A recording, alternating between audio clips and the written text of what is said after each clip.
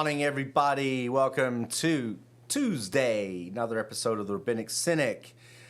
I am Andrew Allen Bentley, Rabbi Andrew, Rabbi Dude, as some people like to refer me to.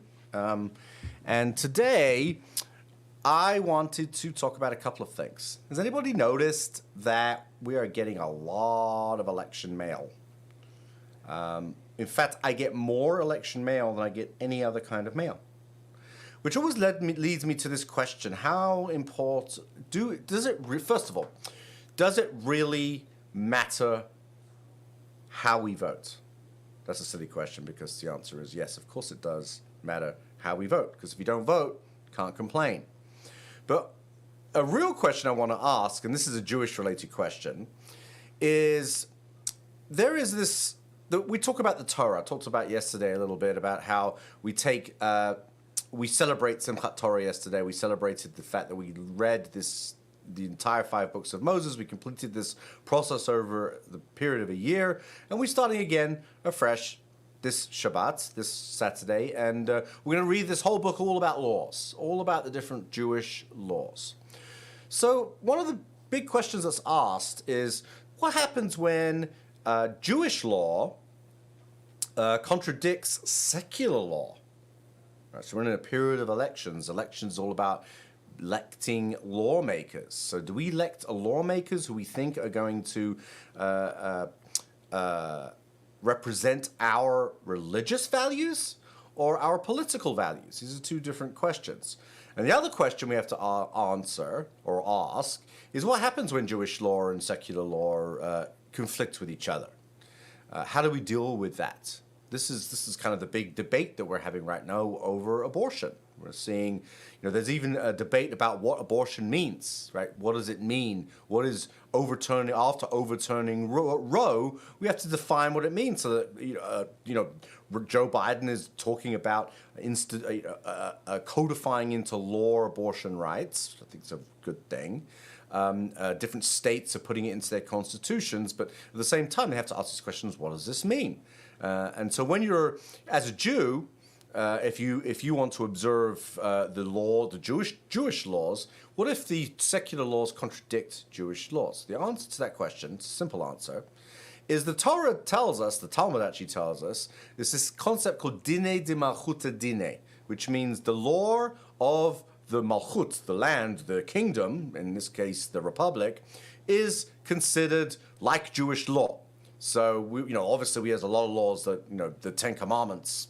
Well, let's leave the 10 Commandments out of it. But the last part, the idea of this moral code that's built into the U.S. Constitution, of a lot of that is consistent with Jewish law. But there might be some other laws which are not consistent with Jewish law that are in the United States Constitution or are in American law.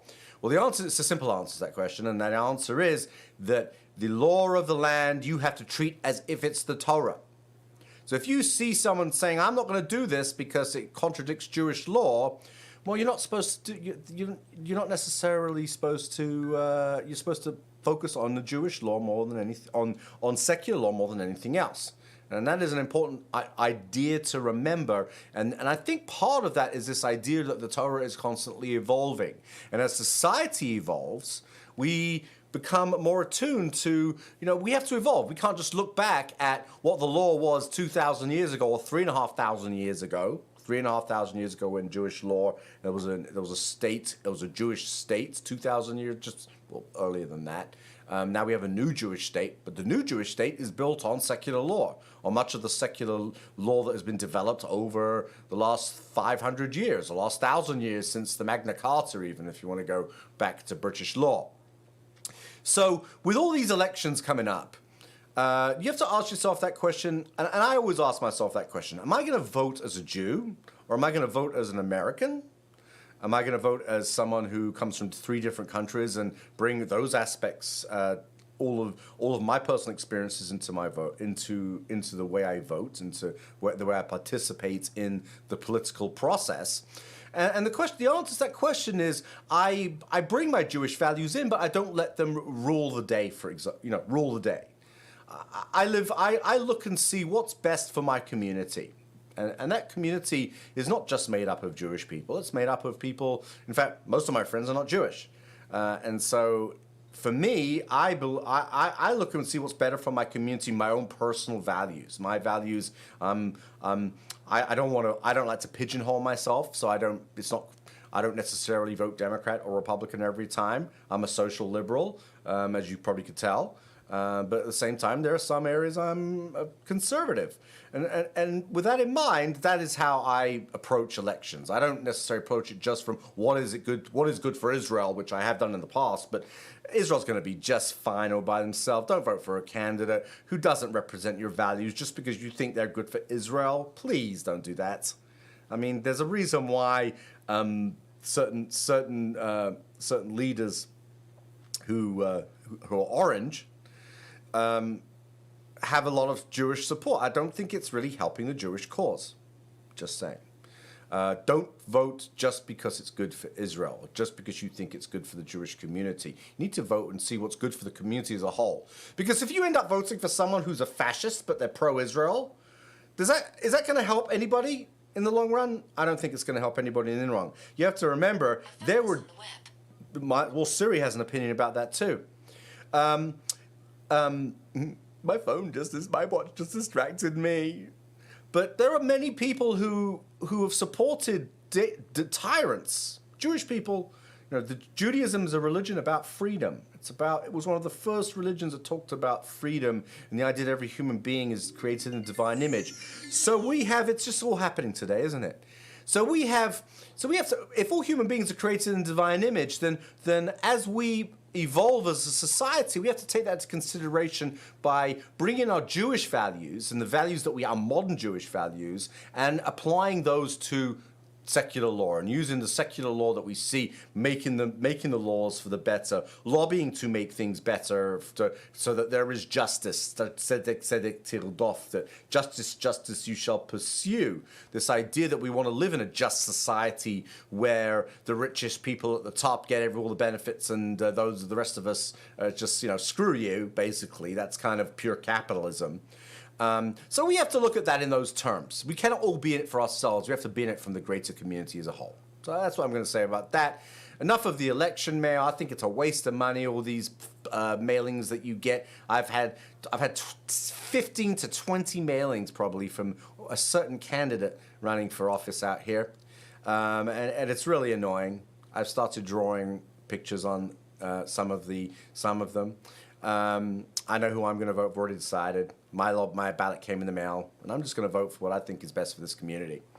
I'm not going to endorse anybody right now.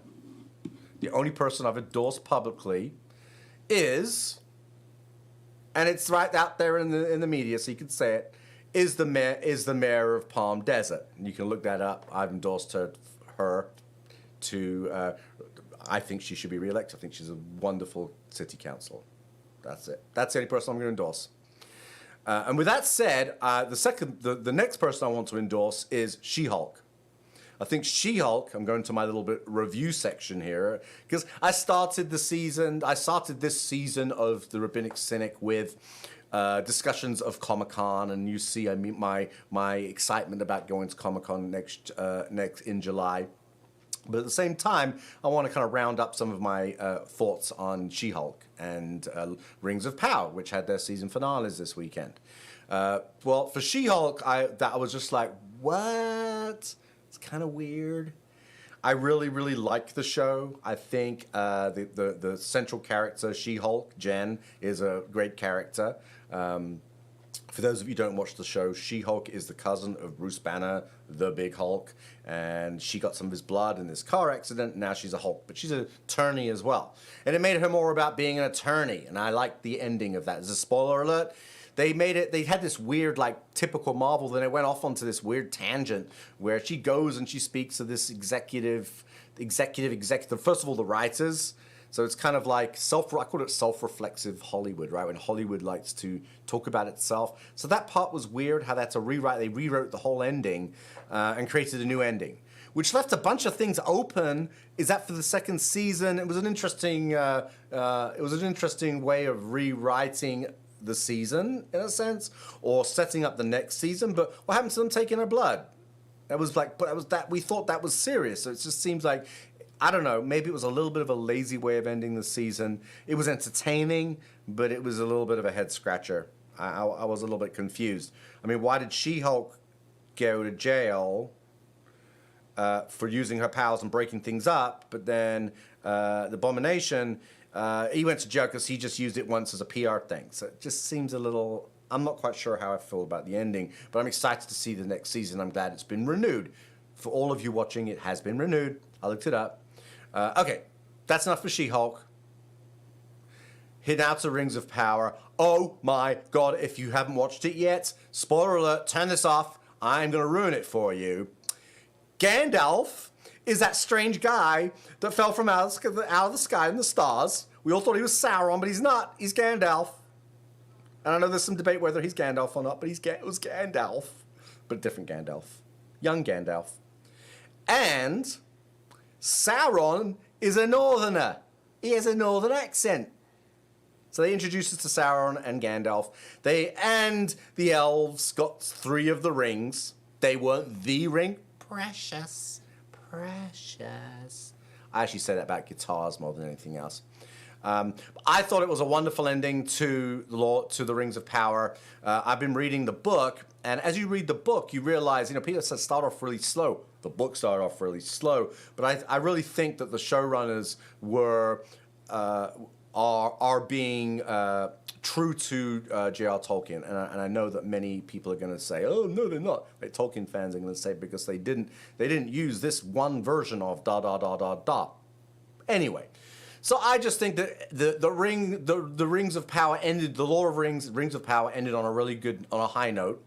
It really just like you want to see the next season. It's been renewed, which is great for all of you who work in Hollywood. I know I have a sister-in-law that is a production designer, but she's not on the show.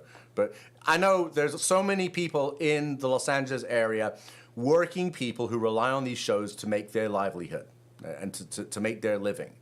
And so it has been renewed, so all these people get to still work. I get to queue up at Comic-Con in July and see what Season 2 holds. But I do know that I'm excited, and I think that this was a good season finale. And I actually enjoyed the show from the beginning, and I'm looking forward to Season 2. So that's it. That's my thoughts. I'm going to start rearranging this show a little bit. I'm going to do less of the Comic-Con, less of the sci-fi stuff. I know a lot of you are more interested in a rabbi talking about being a rabbi, talking about Jewish stuff. But this show is designed to talk about pop culture, to talk about politics, to talk about current affairs. And I think that film and television is a very powerful media that is a commentary on the society that we live in. And there's nothing more spiritual about trying to understand the society that you live in. That's the human condition. And so that's why I talk about these TV shows. That's why I talk about TV shows and film and music. I'm going to switch to more music-oriented since I am releasing an Jewish album. I'm going to be introducing you to some of the tracks I've been working on. I'm going to be doing some more live performances. I'm probably not going to be doing the show every day because I'd like to plan it out more. I'd like to do some spontaneous stuff, but I'm also going to have some specific shows, and I'm looking to have some guests on. I'm looking to have people who so PM me if you want to come. Hi Jerry. So maybe Jerry wants to come and talk about what Jerry's doing. Jerry and I can have a conversation. Jerry, I'm inviting you. With that, I'm going to wish you goodbye. I'm going to tell you so long, and I'll see you tomorrow or the next day. And at the same time, everyone live long and prosper. And don't forget, your ballots are in the mail. Don't complain about your government if you don't vote or you can't be bothered to vote. The midterms are really important. The midterms are really important, especially here in the Valley. A lot of big issues, however you stand on the issue. And so if you're going to complain about something and don't vote, you've lost your right to complain. Well, you can still complain because First Amendment, right? First Amendment is the right to say whatever you want, as long as it's not fire in a cinema. That's a whole other story. Or a theater. That was what the founding fathers used as their example. So I wish you a happy Tuesday. Live long and prosper. And remember, those of you that live in the Coachella Valley, try to use your horn less. We have our wonderful winter guests in town, and I know they don't always know where they're going. We need to learn a little patience. That's my news resolution, is not to use my horn, not to use the horn on my car as much anymore. I can't because the horn on my car doesn't work. Live long and prosper, and have a very, very, very wonderful Tuesday. Bye. Moadim? No, it's not Moadim. Bye.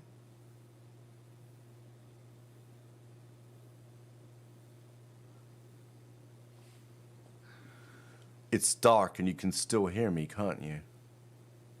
It is dark, but you can still hear me. Today is called Isra Chag. What is Isra Chag? The day after a holiday. But in Israel, it's not. And that was yesterday's podcast. In the silence. In the silence and the darkness, I will be now silent. Bye, everybody.